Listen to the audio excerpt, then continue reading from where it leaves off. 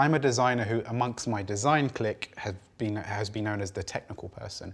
And amongst the DevRel folks, you're known as the creative person, even though you're a developer.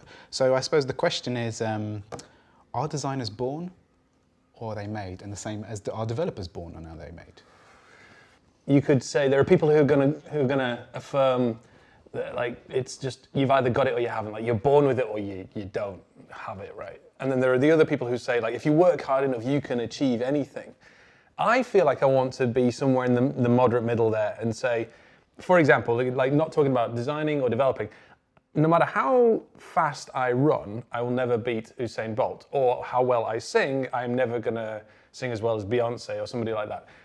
But if I took singing lessons or running lessons, I'm sure I could improve where I'm at. I mean, as a designer, I'm supposed to say, no, we are born, because we're in an ivory tower and we have to, we shouldn't be challenged. Everything we should say is as is.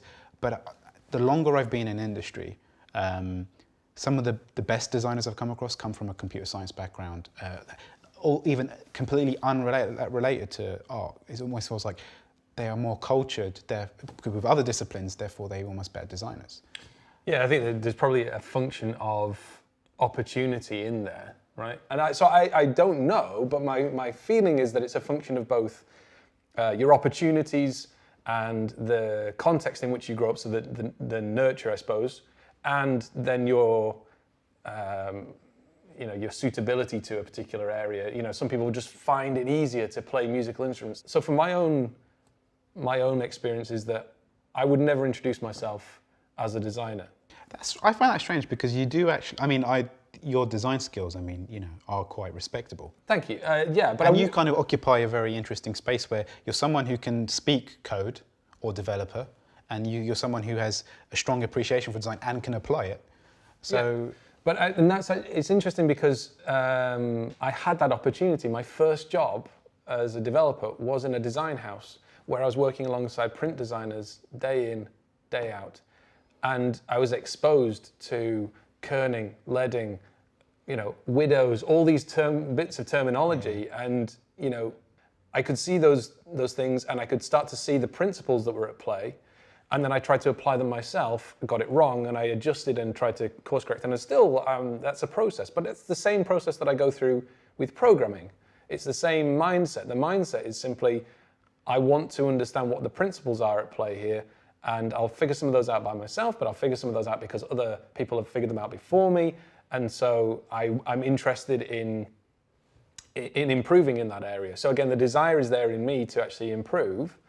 But I would say my aptitude is more skewed towards development. I find it easier to adapt and adopt those principles more readily than the design one. I always found that interesting, like as a developer who's able to navigate both. I mean, like with your media app, how are you doing that? Because you feel that there is something you have to be born with, but you're kind of proving my point that you're not. Well, I mean, you'd have to have a control me somewhere else that was not given the same experience, and then put them in a similar situation and see what happens. In fact, you probably want two me's, one that's just purely done development, throw them into the design and see what happens, and one who's done design and throw them into development and see what happens. My attitude towards design it was something I wanted to understand better. It was something I wanted to be able to do.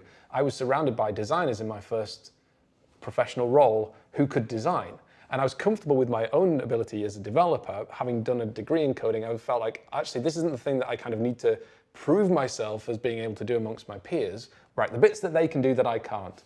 I feel inferior now, and that's probably playing into some of my psyche. Right, I better learn how to do that.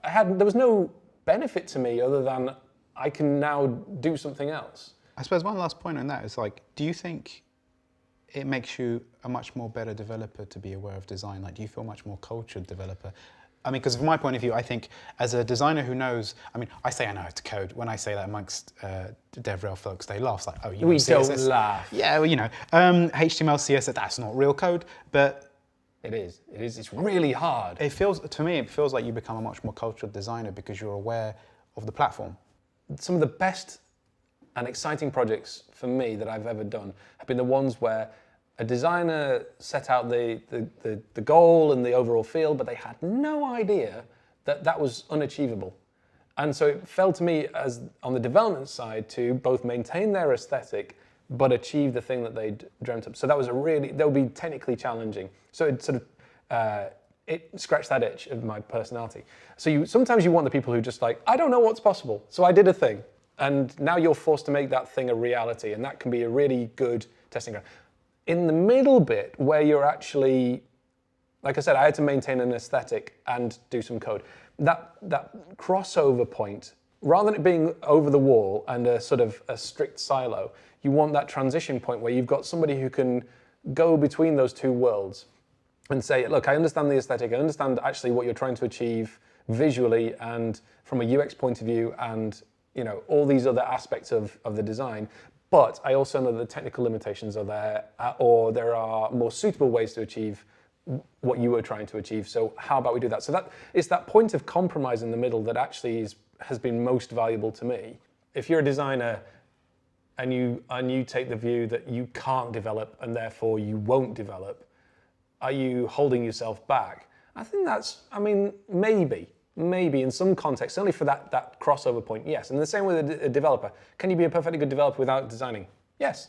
Would you be a more empathetic developer if you knew more about design and aesthetic? Yes, I think you would. It's how far you can get along that path is partly how much time you want to invest, how much of yourself you want to invest, and a function of your suitability to that task and how easy you find it to take on, say, the principles. Even if you don't say, I'm going to be the most creative designer out there, I'm a developer, I'm going to be the most creative designer. Even if you say, I'm just going to try and understand why line length matters, why leading and kerning matter, so I understand the principles or easing of motion, why that matters and how that plays into things, and I'm going to invest just a little bit of my time, that goes an awful long way to actually, in my experience, of improving you in other ways. It just broadens your horizons. So in reality, it doesn't matter if they're born or made, it's just about the individual wanting to? Well, we were all born not knowing how to, say, write or speak or walk, and yet we all managed to get to at least, many of us get to that point, right? Well, I don't know about us, but... Yeah. And so there's clearly a sense in which you can always improve, and I think you should always look to improve. And I think certainly in what we do, improving across that boundary is helpful to you and it's helpful to everybody else if you do. I won't be doing design full time, but I feel like I should know enough about a designer's work process, about a designer's tools, about a designer's language in order to be able to collaborate with them.